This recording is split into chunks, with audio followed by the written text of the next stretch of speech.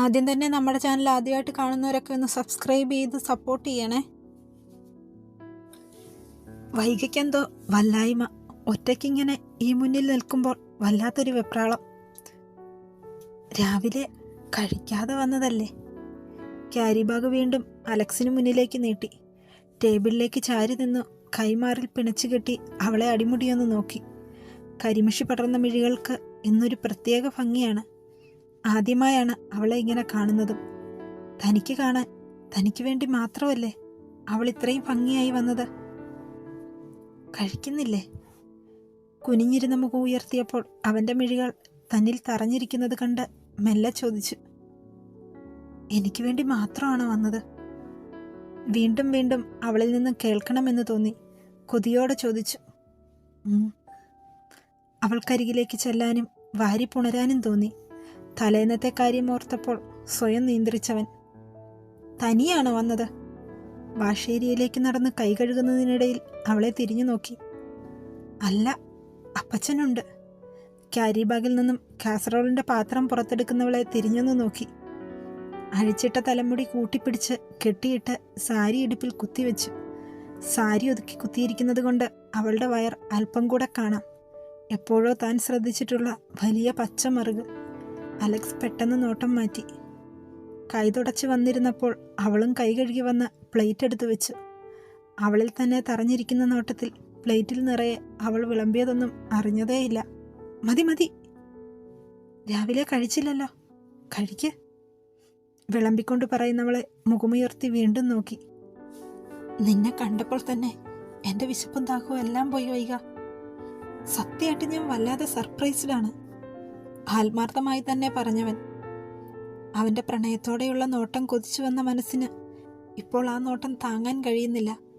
എഴുന്നേറ്റ് പോകാൻ ശ്രമിച്ചവളെ പിടിച്ച് കാലുകൊണ്ട് അടുത്ത് കിടന്ന സ്റ്റൂൾ അരികിലേക്ക് നീക്കി അവളെ ഇരുത്തി. വൈക കഴിച്ചോ എന്നൊന്നും തിരക്കാതെ തന്നെ അവളുടെ ചുണ്ടിലേക്ക് ആദ്യത്തെ ഉരുള മുട്ടിച്ചു. ഞാൻ വീട്ടിൽ പോയി കഴിച്ചോളാം. അവൾക്കെന്തോ ചമ്മൽ തോന്നി. അത് കുഴപ്പമില്ലെന്നേ, വീട്ടിൽ ചെന്നിട്ടും കഴിച്ചോ, ഇത് ഞാൻ തരുന്നതല്ലേ. വീണ്ടും ചുണ്ടിലേക്ക് മുട്ടിച്ചപ്പോൾ വൈക വായ തുറന്നു. ചെറുപ്പത്തിലെപ്പോഴോ അമ്മ ഊട്ടിയിട്ടുള്ളതാണ്. അവളുടെ കണ്ണ് നിറഞ്ഞത് കണ്ടെങ്കിലും ശ്രദ്ധിക്കാത്ത പോലെ വീണ്ടും വാരിക്കൊടുത്തു. മതി, ശരിക്കും മതിയായിട്ടാ. അവൾ മുഖം ചുളിച്ച് ദയനീയമായി പറഞ്ഞപ്പോൾ അലക്സ് ചിരിച്ചു. ഓരോ ദിവസം അവളിൽ വിരിയുന്ന പുതിയ പുതിയ ഭാവങ്ങളെല്ലാം അവൻ ആസ്വദിച്ചു. അവളോട് തന്നെ ഊട്ടാൻ പറയണമെന്നുണ്ടെങ്കിലും അവൾ എന്ത് കരുതും? തനിക്ക് വാരി തന്നില്ലെങ്കിലോ? മോശമായി വല്ലതും ചിന്തിക്കുമോ? ഈ പ്രായത്തിൽ വട്ടാണെന്ന് കരുതും. അവൻ പറയുമെന്ന് കരുതി അവളും അവനെ തന്നെ നോക്കിയിരുന്നു. പ്ലേറ്റ് മെല്ലെ അവൾക്കരികിലേക്ക് നീക്കി വയ്ക്കുമ്പോൾ ഒരു കൊച്ചു കുഞ്ഞിൻ്റെ ഭാവമായിരുന്നു അവന്. ഒരിക്കലും ആരുടെ കൈയാലും തന്നെ വാരി ഊട്ടിയിട്ടില്ല. അമ്മച്ചിയോ അപ്പനോ ഒന്നും. തിരക്ക് പിടിച്ച ജീവിതത്തിൽ അവർ മറന്നിട്ടുണ്ടാകും. ചിലപ്പോൾ താൻ ഓർക്കാത്തതാകും. എബിയെയും ഏഞ്ചലിനെയും ഊട്ടുമ്പോൾ താനും അതൊക്കെ കൊതിച്ചിട്ടില്ലേ? അമ്മച്ചിയോട് പിന്നെ അടുക്കാറേയില്ല. താൻ ഒഴിഞ്ഞു മാറി നടന്നതുകൊണ്ടാകും. ഓരോ ഉരുളയായി അവൾ നീട്ടുമ്പോൾ കൊതിയോടെ വാങ്ങിക്കഴിച്ചു. ശരിക്കും ഒരു സ്വപ്നലോകത്താണോ ഞാൻ? ഉറക്കം ഉണരുമ്പോൾ മാഞ്ഞു പോകുന്നൊരു സ്വപ്നം. അങ്ങനെയാണെങ്കിൽ ഈ സ്വപ്നത്തിൽ നിന്നും എനിക്ക് ഉണരണ്ട വൈക. അപ്പോഴും വിശ്വാസം വരാതെ അവളുടെ ഇടംകൈയിൽ തൻ്റെ ഇടംകൈ ചേർത്ത് പിടിച്ചു പറഞ്ഞവൻ. തൻ്റെ മീശത്തുമ്പിലിരുന്ന ചോറിൻ്റെ വറ്റ് എടുത്ത് പ്ലേറ്റിലേക്കിട്ടവളുടെ കൈത്തണ്ടയിൽ ഇടംകൈ കൊണ്ട് പെട്ടെന്ന് കയറി പിടിച്ചു. പെട്ടെന്ന് അവളും ചെറുതായി ഒന്ന് ഞെട്ടി. Sorry, really sorry. ഇന്നലെ തന്നെ വിഷമിപ്പിക്കാനൊന്നും, പ്ലീസ് എന്നെ ഒന്ന് മനസ്സിലാക്കണം. കണ്ണുകൾ നിറച്ച് മുന്നിലിരുന്നവൻ ക്ഷമാപണം നടത്തുമ്പോൾ വേദനിച്ചതത്രയും അവളുടെ ഹൃദയമാണ്. താൻ കാരണം വിഷമിച്ചതോർത്തല്ലേ ഓടിപ്പിടച്ചു വന്നത്. പരിഭവം കൊണ്ട് കവിളൽപ്പം വീർത്തു. പിണക്കമൊന്നുമില്ലെന്നറിയിക്കാൻ ഇറങ്ങാൻ നേരം ആ കവിളിൽ മുത്തിയിട്ട് ഓടിപ്പോകുന്നതൊക്കെയായി വെറുതെ ചിന്തിച്ചു കൂട്ടിയതോർക്കെ ചമ്മലോ ചിരിയോ ഒക്കെ നിറഞ്ഞു അവളുടെ മുഖത്ത്.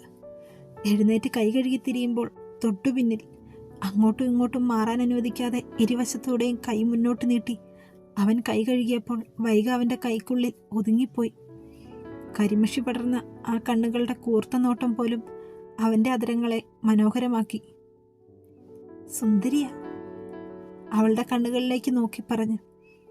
നാണത്താൽ ചുമക്കുന്ന കവിളിലേക്ക് നോക്കി. മുഖമടുപ്പിച്ച് അകന്നു മാറുമ്പോൾ വൈഗ കവിളിൽ കൈ ചേർത്ത് വെച്ചു. അവളെ അല്പം നീക്കി നിർത്തി വായ കഴുകി ടവലിൽ കൈയും ചുണ്ടും തുടച്ചു. തിരിഞ്ഞു നിന്ന് അവളുടെ കെട്ടിയിട്ടിരുന്ന തലമുടി അഴിച്ചിട്ടു. ഇടുപ്പിൽ കുത്തിവെച്ചിരുന്ന സാരിത്തുമ്പ് വലിച്ചെടുക്കുമ്പോൾ അവളുടെ മിഴികൾ പിടപ്പോടെ താഴ്ന്നു. ഇരുകൈയും അവളുടെ തോളിലൂടെ നീട്ടിവെച്ചു. എനിക്കൊന്ന് ഹഗ് ചെയ്യാൻ തോന്നുന്നു വൈക. അവളുടെ സമ്മതത്തിനായി മുഖത്തേക്ക് നോക്കി. അല്ലെങ്കിൽ എനിക്ക് വല്ല അറ്റാക്കും വരൂടി. പറയുന്നതിനൊപ്പം ചിരിയോടെ തോളിലിരുന്ന കൈകൾ പുറത്തേക്ക് അമർത്തി അവളെ തൻ്റെ നെഞ്ചിലേക്ക് ചേർത്തു. അവളുടെ കൈകളും തന്നെ ചുറ്റിപ്പിടിച്ചപ്പോൾ അലക്സിന്റെ കൈകളുടെ മുറുക്കം കൂടി. തൻ്റെ നെഞ്ചപ്പമുള്ള അവളുടെ മൂർധാവിൽ പലതവണ അവൻ്റെ ചുണ്ടുകൾ പതിഞ്ഞു. പ്രണയിക്കപ്പെടാൻ ആഗ്രഹിക്കുന്ന മനസ്സുണ്ട് തനിക്ക്. പ്രണയം പകുത്തു നൽകാനും ചേർത്ത് പിടിക്കാനുമൊക്കെ തനിക്കും കഴിയും.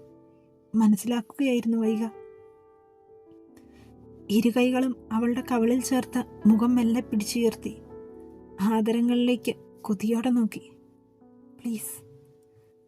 തന്നെ നോക്കി മെല്ലെ ചുണ്ടുകൾ അനക്കുന്നവനെ കാണെ മിഴികൾ കൂമ്പി അടച്ചവൾ തൻ്റെ ചുംബനം സ്വീകരിക്കാൻ നിൽക്കുന്നവളിലേക്ക് മുഖം താഴ്ത്തി അധരങ്ങൾ അല്പം വിടർത്തി. അറിയാതെ ഉമിനീരിറക്കിപ്പോയി അലക്സ്.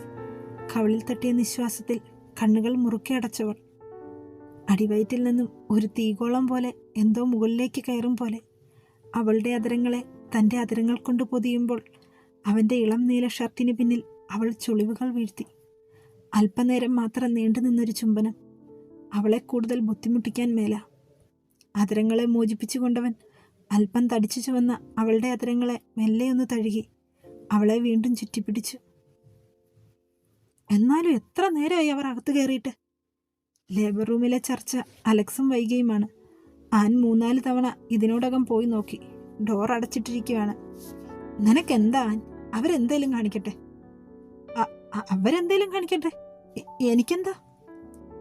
ആവശ്യമില്ലാത്തതൊന്നും മനസ്സിൽ കൊണ്ട് നടക്കണ്ട. ആയൻ്റെ മുഖഭാവം കാണെ സ്വാതി ഓർമ്മിപ്പിച്ചു. അയാളുടെ ജീവനാ പെണ്ണ്. ഇപ്പോൾ അയാൾക്കൊപ്പമാണെന്നൊക്കെയാ നമ്മുടെ ലീന സിസ്റ്റർ പറയുന്ന കേട്ടു. മാര്യേജ് കഴിഞ്ഞോ? ഇല്ല. ആനിനുള്ളിൽ എവിടെയോ വൈകിയോടൊരു കുശുമ്പ്. അയ്യോ അപ്പൻ, ഞാൻ പോട്ടെ. പെട്ടെന്ന് അകന്നു മാറിക്കൊണ്ടവൾ പറഞ്ഞു. ധൃതിയിൽ കാരി ബാഗിലേക്ക് പാത്രങ്ങൾ എടുത്തു വെച്ചു. അപ്പച്ചൻ്റെ കാര്യം മറന്നുപോയി. ഞാൻ പോട്ടെ. അലക്സിനെ ഒന്ന് പാളി നോക്കി പറഞ്ഞു. പോയി കാണും. അപ്പനെന്ന് വിളിക്കാൻ തോന്നിയില്ല അവന്. വിളിച്ചിട്ടുമില്ല. അവിടെ കാണൂന്ന് പറഞ്ഞതാ. വൈക വിഷമത്തോടെ പറഞ്ഞു. കാത്തുനിന്ന് മുഷിഞ്ഞിട്ടുണ്ടാകും. എങ്കിലിപ്പോൾ പോയി നോക്കാം, വാ. പോയിട്ടുണ്ടാകും എന്ന ഉറപ്പോടെ തന്നെ അലക്സ് പറഞ്ഞു. കാറിന്റെ ചാവിയും എടുത്ത് അവൾക്കൊപ്പം പുറത്തേക്ക് ഇറങ്ങി. അലക്സ് പോകാനിറങ്ങിയത് കണ്ട് ആനകത്തേക്ക് കയറി കേസ് ഷീറ്റും എടുത്ത് ഓടി വന്നു. ഡോക്ടർ. ആൻ കിതച്ചുകൊണ്ട് ഓടി അവർക്ക് മുന്നിൽ വന്നു നിന്നു. സൈൻ ചെയ്തില്ലായിരുന്നു. ഫയൽ തുറന്നു പിടിച്ച് പറയുന്ന ആനിന്റെ കയ്യിൽ നിന്നും പെൻ വാങ്ങി. വൈഗ അവൻ്റെ ഇടം കൈയിലിരുന്ന തൻ്റെ വലങ്കൈ വലിച്ചെടുക്കാൻ ശ്രമിക്കുമ്പോൾ അലക്സ് പിടി അല്പം കൂടെ മുറുക്കി. അവൻ്റെ മുഖത്തേക്ക് നോക്കുമ്പോൾ ഗൗരവം മാത്രമാണ് നിറഞ്ഞു നിൽക്കുന്നത്. 2 മണിക്കൂർ കഴിയുമ്പോൾ ശ്രീലക്ഷ്മിയെ റൂമിലേക്ക് മാറ്റിയേക്ക്. ശരി ഡോക്ടർ. സാന്ദ്രയ്ക്ക് ബോധം വീണായിരുന്നു. നേരത്തെ ഓപ്പറേഷൻ കഴിഞ്ഞതാണ്. ഡോക്ടർ സൂസൻ ഇല്ലേ? ഉണ്ട്. ഡോക്ടർ ആഫ്റ്റർനൂൺ ലീവാണോ? അവളെ അമർത്തിയൊന്ന് നോക്കി മുന്നോട്ട് നടന്നു. പേഴ്സണൽ കാര്യങ്ങളൊന്നും ആരും ചോദിക്കുന്നതോ തലയിടുന്നതോ ഇഷ്ടമല്ല. തൻ്റെ കാര്യങ്ങൾ അറിയാൻ അല്ലെങ്കിൽ അവൾക്ക് കുറച്ച് ത്വര കൂടുതലാണ്. അങ്ങർക്ക് അവരെ മാത്രമേ കണ്ണി പിടിക്കുകയുള്ളൂ. ആൻ പിറുപിറുത്തു. പാർക്കിങ്ങിൽ ചെന്നപ്പോൾ അപ്പൻ്റെ പൊടി പോലുമില്ല. വാ, ഞാൻ പൊയ്ക്കോളാം. പേഷ്യൻസ് ഉള്ളതല്ലേ. വന്ന് കയർ എൻ്റെ വൈക കൊച്ചേ. അവളെ ചേർത്ത് പിടിച്ച് കാറിനരികിലേക്ക് നടന്നുകൊണ്ട് പറഞ്ഞു. കീയിലമർത്തിയപ്പോൾ ശബ്ദത്തോടെ കാറിൻ്റെ ലോക്ക് നീങ്ങി. കോസൈഡിലെ ഡോർ തുറന്ന് അവളെ കയറ്റിയിരുത്തി ഡോർ അടച്ചു. ഡ്രൈവിംഗ് സീറ്റിലേക്ക് കയറി അവൾക്ക് സീറ്റ് ബെൽറ്റ് വലിച്ചിട്ട് കൊടുക്കുമ്പോൾ പെട്ടെന്ന് കാര്യം എന്തെന്നറിയാതെ ഞെട്ടിയെങ്കിലും പരസ്പരം അല്പനേരം ഉടക്കി നിന്നു ഇരുവരുടെയും മിഴികൾ താഴ്ത്തിയതും വൈകിയാണ്. ചിരിയോടെ സീറ്റ് ബെൽറ്റ് വലിച്ചിട്ട് അലക്സ് കാർ മുന്നോട്ടെടുത്തു. സ്റ്റീരിയോയിലൂടെ ഒഴുകുന്ന പ്രണയഗാനത്തിനൊപ്പം അലക്സിൻ്റെ കൈ സ്റ്റിയറിങ്ങിൽ താളം പിടിച്ചു. ഉച്ച തിരിഞ്ഞ് ലീവാണോന്ന് ചോദിക്കണമെന്നുണ്ടെങ്കിലും ആ സിസ്റ്ററിനെ നോക്കി പേടിപ്പിച്ചത് ചോദിച്ചത് ഇഷ്ടപ്പെടാതെയല്ലേ? നമുക്കൊന്ന് കറങ്ങാം അല്ലയോ? അപ്പോൾ ഇനി പോകണ്ടേ? പോകുന്നില്ല. തന്നെ നോക്കിയിരിക്കുന്നവളെ പാളിയൊന്ന് നോക്കി കണ്ണുകൾ ചിമ്മി. വൈകിയെ മനുവിനെ കൊണ്ടൊന്ന് കാണിക്കണം, അവൻ്റെ അവസ്ഥ കണ്ടവൾ സന്തോഷിക്കണം എന്നൊക്കെ മനസ്സിലുണ്ടായിരുന്നെങ്കിലും ഇപ്പോഴത്തെ ആ ഹാപ്പിനെസ് നഷ്ടപ്പെടുത്താനും തോന്നിയില്ല അലക്സിന്. എബി അറിയാതെ പോലും ഒരു നോട്ടം വാവയുടെ നേരെ നോക്കിയില്ല. ഇഷ്ടവും സ്നേഹവും ഒന്നും പിടിച്ചു വാങ്ങാൻ നിൽക്കുന്നില്ല. തൻ്റെ വീട്ടിൽ നിൽക്കുന്നത് കൊണ്ട് താൻ അവസരം മുതലെടുത്തു എന്നൊരു തോന്നലുള്ളത് കൊണ്ടല്ലേ വീട്ടിൽ നിന്നും ഇറങ്ങിപ്പോകൂ എന്ന് പറഞ്ഞത്. എല്ലാവരോടും ക്വസ്റ്റ്യൻ ചോദിക്കുന്ന കൂടെ ഭാവയോടും ചോദിച്ചു. ആൻസർ പറയാതെ മുഖം കുനിച്ചു നിൽക്കുന്നവളിൽ നിന്നും നോട്ടം അടുത്ത ആളിലേക്ക് നീണ്ടു. വാവ എഴുന്നേറ്റ് നിൽക്കുന്നത് കണ്ടപ്പോൾ റിൻസിക്കും കൂട്ടർക്കും വല്ലാത്ത സന്തോഷം. എബിയുടെ മുഖം നേരത്തതിലും ഗൗരവമാണ്. പഠിക്കാനുള്ള പോർഷൻസ് പഠിപ്പിക്കും, ക്വസ്റ്റ്യൻ ചോദിക്കും, മറ്റൊന്നും സംസാരിക്കില്ല, ചിരിക്കില്ല. വൈഷ്ണവിയുമായി തെറ്റി. മനസ്സിലെ സംശയം ഉറപ്പിച്ചു തന്നെ റിൻസി അടുത്തിരുന്ന അപർണയോട് മെല്ലെ പറഞ്ഞു. കല്യാണാലോചനയൊക്കെ നടത്തിയതല്ലേ? അപർണ തിരികെ ചോദിച്ചു. അത് ചീറ്റിപ്പോയി കാണും. എനിക്ക് സന്തോഷം കൊണ്ടിരിക്കാൻ മേല. ഏതു നേരം അങ്ങേരുടെ ഒരു വൈഷ്ണവി വൈഷ്ണവി. ക്ലാസ്സിൽ ശ്രദ്ധിക്കാൻ താല്പര്യമില്ലാത്തവർക്ക് ഇറങ്ങിപ്പോകാം. പോകുന്നവർ ഇന്ന് ഞാനെടുത്ത പോർഷൻസ് നാളെ എടുക്കുകയും വേണം. ബാഗെടുത്ത് പോകാൻ തുടങ്ങിയ ബോയ്സിൽ ചിലർ ഒന്നും അറിയാത്ത ഭാവത്തിൽ തിരികെ അവനവൻ്റെ സീറ്റിലിരുന്നപ്പോൾ മാത്രം വാവയുടെ ചുടികൾ മെല്ലെ ചിരിച്ചു. ബീച്ച് സൈഡിലെ ഒരു പാർക്കിൽ അലക്സിന്റെ അരികിൽ അല്പം അകലം പാലിച്ച് വൈകിയിരുന്നു. വലിയൊരു ബോൾ കയ്യിൽ നിന്നും ഉയർത്തി മുകളിലേക്കിട്ട് പിടിക്കുന്ന ഒരു ചെറിയ പെൺകുട്ടിയിലാണ് അവളുടെ നോട്ടം അത്രയും. ബോളിനൊപ്പം ചാടുന്നതിനനുസരിച്ച് അവളുടെ ഭംഗിയുള്ള പിങ്ക് ഫ്രോക്കും ചലിക്കുന്നത് കാണാൻ നല്ല ഭംഗിയാണ്. അലക്സിന്റെ നോട്ടം വൈകിയിൽ തന്നെയാണ്. അതവൾ അറിയുന്നുമുണ്ട്. എന്തിനാ ഇങ്ങനെ നോക്കുന്നത്?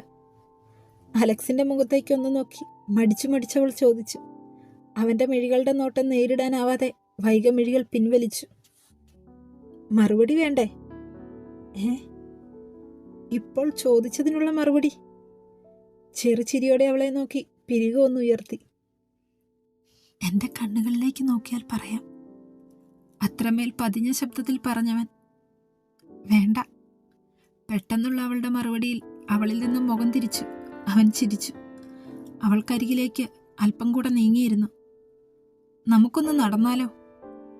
മുഖം തിരിച്ച് അലക്സിന്റെ മുഖത്തേക്കൊന്നും നോക്കി എഴുന്നേറ്റ അവളുടെ നേരെ അവൻ കൈ നീട്ടി. അലക്സിന്റെ മുഖത്തു നിന്നും വൈകിയുടെ നോട്ടം അവന്റെ വലം കൈയിലായി. ഒപ്പം അവന്റെ കൈപ്പത്തിയിലേക്ക് കൈ ചേർത്തു. അലക്സ് അവളുടെ കയ്യിൽ മുറുക്കെ പിടിച്ചു. പാൻ്റ് അല്പം ഉയർത്തി വെച്ച് ഷൂസൂരി ഒരു കയ്യിൽ പിടിച്ച് മണൽപ്പരപ്പിലൂടെ നടക്കുന്നവന്റെ ഭംഗിയുള്ള രോമാമൃതമായ വെളുത്ത കാലുകളും നടത്തവുമൊക്കെ വെറുതെ ഒന്ന് നോക്കി വൈക. സ്വയം അവൾക്ക് തന്നെ ചമ്മല് തോന്നി. ഏറെ ദൂരം നടന്നിട്ടും മടുപ്പ് തോന്നാതെ കൈകളെ കോർത്തു പിടിച്ചവർ നടന്നു. വൈകിയിലെ ഓരോ ഭാവവും മാറ്റങ്ങളും പുതുമയുള്ളതായി അവന് തോന്നി. ഭയത്തോടെ തന്നെ നോക്കിയിരുന്ന മിഴികളിൽ ഇന്ന് നിറഞ്ഞു നിൽക്കുന്ന പ്രണയം മാത്രമാണ്. ഒരിക്കൽ പോലും തന്നെ ഇഷ്ടമാണെന്ന് പറഞ്ഞിട്ടില്ല.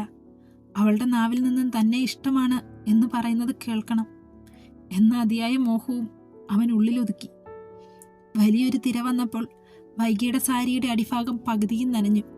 നനഞ്ഞ സാരിയിൽ തട്ടി നടക്കാൻ ബുദ്ധിമുട്ട് തോന്നിയപ്പോൾ മുന്നോട്ട് നടക്കാനാഞ്ഞവന്റെ കയ്യിൽ പിടിച്ചു നിർത്തി. ഇവിടെ വല്ലോ ഇരിക്കാം. അവളുടെ ബുദ്ധിമുട്ട് മനസ്സിലാക്കി അവൻ തന്നെ പറഞ്ഞു. ഐസ്ക്രീം വാങ്ങാം, വാ.